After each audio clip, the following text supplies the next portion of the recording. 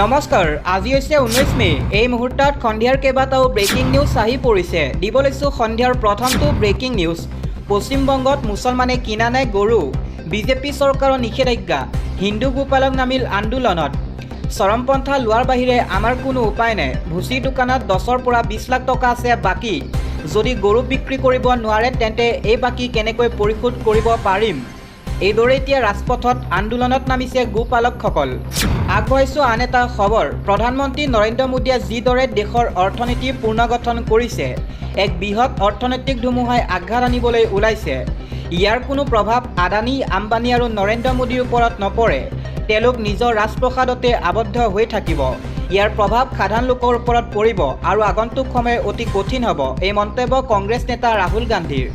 দিব লৈছোঁ আন এটা খবৰ। বুলডোজাৰ সংস্কৃতি নচলিব। এইবাৰ চৰকাৰ প্ৰশাসনক বুলডোজাৰ একশ্যনক গৰিহণা ন্যায়ালয়ৰ। ইউ পি বিহাৰৰ দৰে বুলডোজাৰ একশ্যন চলিবলৈ দিয়া নহ'ব। ইউ পি বিহাৰৰ দৰে বুলডোজাৰ সংস্কৃতি সকলোতে চলিবলৈ দিয়া নহ'ব। সপোনৰ ঘৰ এখন ছেকেণ্ডত ভাঙি দিয়াটো গ্ৰহণযোগ্য নহয়। বৰ কষ্টৰে এটা পৰিয়ালে এখন ঘৰ নিৰ্মাণ কৰে। দেশৰ সকলোৰে বাবে এখন ঘৰ বনোৱাটো সহজ কথা নহয়। এইখন ইউ পি বিহাৰ নহয়। বুলডোজাৰ একশ্যনৰ বিৰুদ্ধে এইবাৰ শূন্য হৈ পৰিছে বোম্বে উচ্চ ন্যায়ালয় তথা হাইকোৰ্ট। মহাৰাষ্ট্ৰত ইউ পি বিহাৰৰ দৰে বুলডোজাৰ সংস্কৃতি চলিবলৈ দিয়া নহ'ব বুলি সকিয়নি প্ৰদান কৰে উচ্চ ন্যায়ালয়ে। ন্যায়াধীশ সিদ্ধেশ্বৰ থমব্ৰেৰ বিচাৰপীঠৰ এই বৃহৎ ৰায়দান। উচ্ছেদৰ বিৰুদ্ধে হানিফ খান নামৰ এজন লোকে কৰিছিল আবেদন। সম্পূৰ্ণ অৰ্থনৈতিকভাৱে বুলডোজাৰ চলোৱাৰ অভিযোগ হানিফ খানৰ। হানিফ খানৰ সেই আবেদন স্বীকাৰ কৰা ন্যায়ালয়ে দিলে এই ৰায়দান। ইয়াৰ পাছৰ খবৰ। সকলো মুছলমান পূৰ্বে আছিল হিন্দু। ধৰ্মত অবিশ্বাসী কাপুৰুষসকলেহে ধৰ্ম সলাই মুছলমান লৈছিল। ইছলামৰ হেঁচাত মুছলমান হৈছে ভাৰতৰ হিন্দু। ভাৰতত থকা বৰ্তমানৰ সকলো মুছলমানেই আছিল হিন্দু। ভাৰতত নাই কোনো আৰবৰ মুছলমান। সনাতনক বচাবলৈ হিন্দু সমাজ আগবাঢ়ি আহিব লাগিব। লোভ লালচাৰ বলি হৈ একাংশ নিষ্ঠাহীন হিন্দু হেঁচাত মুছলমান হৈছিল। আজি সনাতন দুৰ্বল হ'লে সংবিধানো নোহোৱা হৈ যাব। ভাৰত হিন্দু প্ৰধান দেশ কাৰণে সংবিধান ৰক্ষা হৈ আছে। ভাৰতত হিন্দু সংখ্যালঘুত পৰিণত হ'লেই সংবিধান শেষ হৈ যাব। ইউ পিৰ বিজেপি বিধায়ক ৰাজা ভাইয়াৰ এই মন্তব্য। আন এটা খবৰ। ডলাৰৰ বিপৰীতে চেঞ্চুৰীৰ দিশে ভাৰতীয় টকা। আমেৰিকান ডলাৰৰ বিপৰীতে পুনৰ দুৰ্বল হ'ল ভাৰতীয় টকা। নতুন অভিলেখ সৰ্বকালৰ সৰ্বনিম্ন স্তৰ পালে ভাৰতীয় মুদ্ৰাই। সোমবাৰে 1 আমেৰিকান ডলাৰৰ বিপৰীতে 96.39 টকালৈ নামিল ভাৰতীয় টকা। দক্ষিণ এছিয়াত বৃদ্ধি পোৱা যুদ্ধসদৃশ উত্তেজনাৰ প্ৰভাৱ পৰিছে বিশ্ব বজাৰত। ইৰাণ ইজৰাইলৰ সংঘাত আৰু তেল সংকটে বৃদ্ধি কৰিছে উদ্বেগ। কেঁচা তেলৰ আন্তঃৰাষ্ট্ৰীয় মূল্য দ্ৰুত বৃদ্ধি পোৱাত চাপত পৰিছে ভাৰতীয় বজাৰতো। বিদেশী বিনিয়োগকাৰে ভাৰতীয় বজাৰৰ পৰা ওলাই নিছে ধন। শেহতীয়াকৈ বিদেশী বিনিয়োগকাৰে উলিয়াই নিলে 28,000 কোটি টকা। 5 মাহতে ভাৰতীয় বজাৰৰ পৰা ওলাই নিয়া পুঁজি 2.2 লাখ কোটিলৈ পালে বৃদ্ধি, যাৰ ফলত বৃদ্ধি পাইছে ডলাৰৰ চাহিদা আৰু দুৰ্বল হৈছে টকা। টকাৰ মূল্য 96.39লৈ নামি যোৱাত উদ্বেগ বৃদ্ধি পাইছে অৰ্থনৈতিক মহলত। ডলাৰৰ বিপৰীতে টকা দুৰ্বল হোৱাৰ প্ৰভাৱ পৰিব সাধাৰণ জনতাৰ ওপৰত। পেট্ৰল, ডিজেল, ৰন্ধন গেছ আৰু আমদানিকৃত সামগ্ৰী বৃদ্ধি পাব পাৰে দাম। বিদেশত পঢ়া ভাৰতীয় শিক্ষাৰ্থী আৰু চিকিৎসাৰ খৰচো হ'ব বৃদ্ধি। বিদেশ যাত্ৰা আৰু আমদানি নিৰ্ভৰ ব্যৱসায়তো পৰিব প্ৰভাৱ। মুদ্ৰাস্ফীতি বৃদ্ধি পোৱাৰো আশংকা প্ৰকাশ কৰিছে বিশেষজ্ঞসকলে। বিশেষকৈ খাদ্য আৰু পৰিবহণ খণ্ডত অধিক মূল্য বৃদ্ধিৰ সম্ভাৱনা আছে। ইয়াৰ পাছৰ খবৰ। দেশৰ কোটি কোটি কৃষকৰ বাবে শীঘ্ৰেই আহিব ভাল খবৰ। অহা জুন মাহতে সোমাব PM কিষাণ নিধিৰ 23 নম্বৰ কিস্তিৰ ধন। 23 নং কিস্তিৰ ধন লাভৰ বাবে আপোনাৰ একাউণ্ট এক্টিভ কৰি ৰাখক। একাউণ্টত KYC আপডেট নাথাকিলে জমা নহ'ব ধন। ইয়াৰ উপৰি পঞ্জীয়ন নকৰা কৃষকে নাপাব পাৰে 23 নম্বৰ কিস্তিৰ ধন। জুন মাহৰ শেষৰ ফালে অথবা জুলাই মাহৰ শেষৰ ফালে কৃষকৰ বাবে মুকলি হ'ব ধন। ইয়াৰ বাবে কৃষক পঞ্জীয়ন পৰ্টেলত আপডেট কৰক। কিদৰে কৰিব পৰীক্ষা চাই লওক সমগ্ৰ প্ৰক্ৰিয়া। প্ৰথমে PM কিষাণৰ অফিচিয়েল ৱেবছাইট pmkisan.gov.in-লৈ যাওক। হোম পেজত ফাৰ্মাৰ্ছ কৰ্ণাৰলৈ যাওক। ইয়াৰ পিছত status of self registered farmer অথবা CSC ফাৰ্মাৰ্ছৰ বুটামটোত ক্লিক কৰক। নতুনকৈ খোল খোৱা ফৰ্মখনত আপোনাৰ 12 অংকৰ আধাৰ নম্বৰটো লিখক।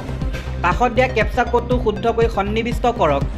শেষত চাৰ্চ বুটামটো ক্লিক কৰিলে আপোনাৰ আবেদনৰ বৰ্তমানৰ স্থিতি দেখিবলৈ পাব। যদি আপোনাৰ পৰীক্ষা কৰি থকা হৈছে তেন্তে পেণ্ডিং ফৰ এপ্ৰুভেল বুলি আহিব। সম্পূৰ্ণ পৰীক্ষা হ'লে এপ্ৰুভ বাই ডিষ্ট্ৰিক্ট বা ষ্টেট বুলি আহিব। যদি আপুনি আগতে পঞ্জীয়ন কৰিছিল আৰু কিস্তি তথ্য চাব বিচাৰে তেন্তে ফাৰ্মাৰ্ছ কৰ্ণাৰত থকা ন' ইয়ৰ ষ্টেটাছত ক্লিক কৰক। ইয়াৰ বাবে আপোনাৰ পঞ্জীয়নৰ নম্বৰ আৰু মোবাইলত অহা OTPৰ প্ৰয়োজন হ'ব। এই প্ৰক্ৰিয়া সম্পূৰ্ণ আপডেট থাকিলে আপোনাৰ একাউণ্টত সোমাব ধন। দিব লৈছোঁ আন এটা পলিটিকেল ব্ৰেকিং নিউজ। কংগ্ৰেছৰ লক্ষ্য সদায় বিজেপিৰ কাম কাজৰ বিৰোধিতা কৰা, এই মন্তব্য পীযুষ হাজৰিকাৰ। গৌৰৱ গগৈক অহংকাৰ নকৰিবলৈ আহ্বান জনাই হাজৰিকাই কয় যে অসমৰ ইতিহাসত কোনো দলেই 102খন আসন লাভ কৰি চৰকাৰ গঠন কৰিবলৈ সক্ষম হোৱা নাই। একক দেৱানী বিধিৰ বিৰোধিতা কৰা সন্দৰ্ভত কংগ্ৰেছৰ কটাক্ষ পীযুষ হাজৰিকাৰ। বিজেপিৰ সকলো কামৰ বিৰোধিতা কৰাই কংগ্ৰেছৰ লক্ষ্য উদ্দেশ্য বুলি মন্তব্য কৰে জাগিৰোডৰ বিধায়কগৰাকীয়ে। গৌৰৱ গগৈক অহংকাৰ নকৰিবলৈ আহ্বান জনাই হাজৰিকাই কয় যে অসমৰ ইতিহাসত কোনো দলেই 102খন আসন লাভ কৰি চৰকাৰ গঠন কৰিবলৈ সক্ষম হোৱা নাই। একমাত্ৰ বিজেপি চৰকাৰে এই অভিলেখ ৰচিছে। তেওঁ কয় যে কংগ্ৰেছে সদায় বিজেপি দলৰ ভাল কামৰ বিৰোধিতা কৰি আহিছে। গুৱাহাটীত এতিয়া যান-জঁটৰ সমস্যা হ্ৰাস পাইছে, কিন্তু উৰণ সেতু নিৰ্মাণৰ সময়ত কংগ্ৰেছে বিৰোধিতা কৰিছিল। জাগিৰোডত ছেমি কণ্ডাক্টৰ প্ৰকল্প নিৰ্মাণৰ বিৰোধিতা কৰিছিল মল্লিকাৰ্জুন খাৰ্গেৰ পুত্ৰ প্ৰিয়াংক খাৰ্গে। গৌৰৱ গগৈ ইয়াৰ বিৰোধিতা কৰিছিল, কিন্তু বিজেপিয়ে সদায় ভাল কাম কৰি যাব বুলি দৃঢ়তাৰে কয় প্ৰাক্তন মন্ত্ৰীগৰাকীয়ে। লাহৰীঘাট সমষ্টি উন্নয়ন কথা উল্লেখ কৰি তেওঁ কয় যে কোনেও কেতিয়াও নকৰা কাম লাহৰীঘাটত বিজেপিয়ে কৰিছে। কংগ্ৰেছে ইমান বছৰে নিৰ্মাণ নকৰা লাহৰীঘাটৰ মথাউৰিটো 500 কোটি টকা ব্যয় সাপেক্ষে নিৰ্মাণ কৰি বিজেপিয়ে ৰাইজক সকাহ দিছে। ঢিং লাহৰীঘাটৰ মথাউৰি পকীকৰণৰো বিজেপি চৰকাৰৰ দিনতে হোৱা বুলি দাবী কৰে পীযুষ হাজৰিকাই।